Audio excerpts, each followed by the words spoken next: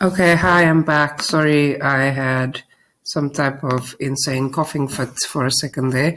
But what I was saying was, what do you believe are the ethical issues facing companies? And we were saying that what we'll actually be working on for the assignment is going to be one of those issues. There's this tension between, the product that a company makes, how much it costs them, the impact that that product and its production may have on the environment, the fact that investors or also shareholders want profit, and so does the company's executives. They need to pay all their bills. Customers want safe and reliable products, but they also want things at a good price. So we've got all these different seemingly competing priorities, let alone the fact that employees also want to have good working conditions and they want fair pay and so on.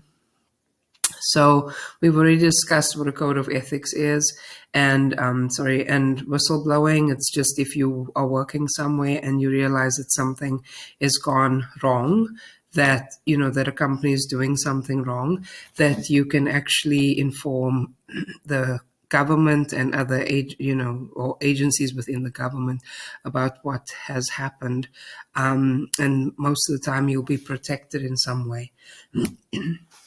So how do we analyze an ethical dilemma? A dilemma means that there's something that happened and the answer for what to do is not necessarily obvious, and you have a choice between at least two different options of what you may decide is good or bad, or what you should or shouldn't do. So in the first step, you're saying what is the dilemma in a given situation, and consider the factors involved. So you'll see in a minute, I'll show you the assignment.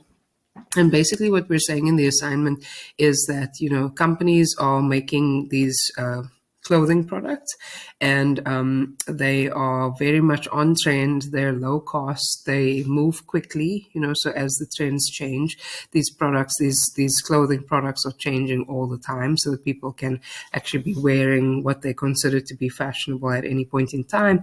But what then happens is that people are buying clothes that are not being worn as long as they used to be in times gone by, and some of those clothes are also being sent elsewhere in the world, and they end up being dumped, they end up in landfills and so on.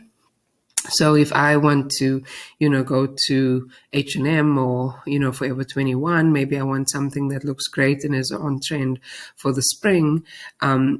But I know that based on the quality of the product, because of the price that it also has to have, we want a low price, I probably won't be able to wear it for more than one season. Then the question becomes, how much of resources did it take to make that product? And then if I'm going to just throw it away or whatever after 2 seasons because it's not well made, so I can't really maintain it, what does that mean for the environment? Because the clothing is not going to just decompose in a landfill. It's just going to sit there.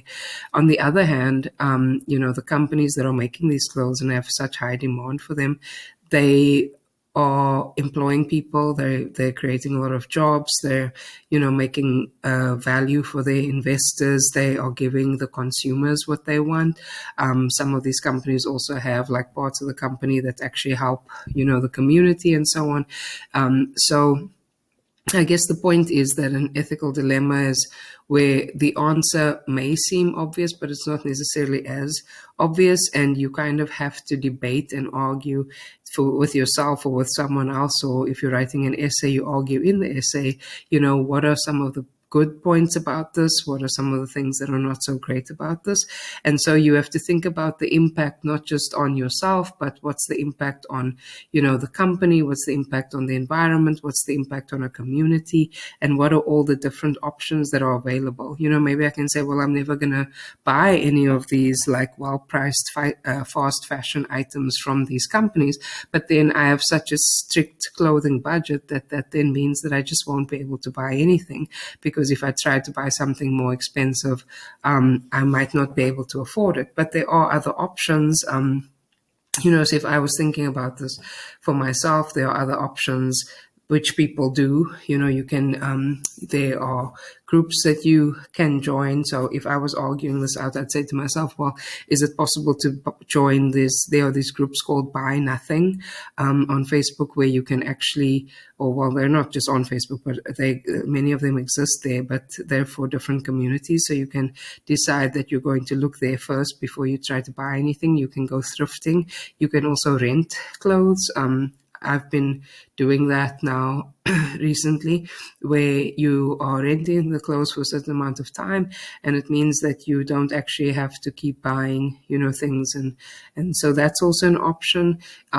You can consider the possibility of whether there are people in your community or in your area who are actually making clothes that are more, well made, therefore might last longer.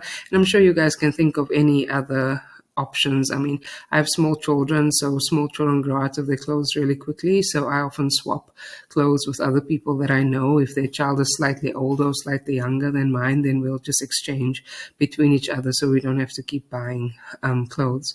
So, if I'm then coming to step 3, I have to make a decision. Maybe I'll say, well, sometimes I do want something, that is really on trend and looks good. And so I maybe buy something, but I try to avoid, buying too much of the fast fashion, because ultimately, it may seem like there's no connection, but actually there's a big connection between the amount of water and other resources that it takes to make clothing. And then also, once the clothing has been made and it's no longer used or needed, then the impact on the environment of all those clothes ending up being burnt or ending up in landfills or ending up, sadly, even in the ocean. Okay. And then I have to demonstrate that I'm committed to the decision. And so we already kind of discussed a little bit about what is fast fashion. And so it says sweatshops over here because sweatshops are when people are working sometimes in these garment factories where they're being paid almost no money, but, at least they have a job, but still they're working in very bad conditions. So sweatshops are part of the whole fast fashion, industry. But we specifically want to think about, in this instance, we want to think about the impact of fast fashion on the environment, even though there are also other impacts like sweatshops. And so I'll look at the assignment with you here in a minute. So just quickly, the assignment. So this assignment exists on Blackboard. I'll also send it to you guys via email. So the assignment is due in class on May the 9th, which means not this coming Tuesday, the following Tuesday. It's worth 5% of your grade. There's an introduction here talking about, the different companies that kind of almost specialize in fast fashion, and that, there are major environmental and other concerns about that. Then this assignment is based in and anchored in 3 articles. One of them goes through, all the kind of definitions and so on, and the pros and cons of fast fashion. The other one is talking about the direct impact of making clothes on the climate, on the environment, and what it does for climate change. And then there's also this article that's discussing how, believe it or not, fast fashion in developed nations is actually drastically impacting the environment and other parts of the community in Ghana, in Africa. Ghana is in West Africa.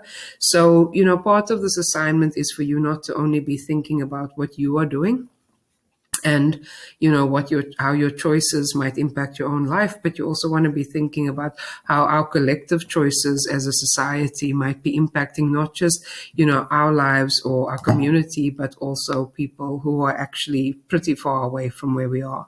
So I ask you to read those articles, and then after you read the articles and maybe do any further research that you want to do, you will be asked to do only 1 to 2 double-spaced pages. So it's a short or I consider it short writing assignment, where you are answering these 5 questions. All right. And really, the first question is asking, like, what is fast fashion in your own words after reading this article? Who benefits from fast fashion and who is harmed by it?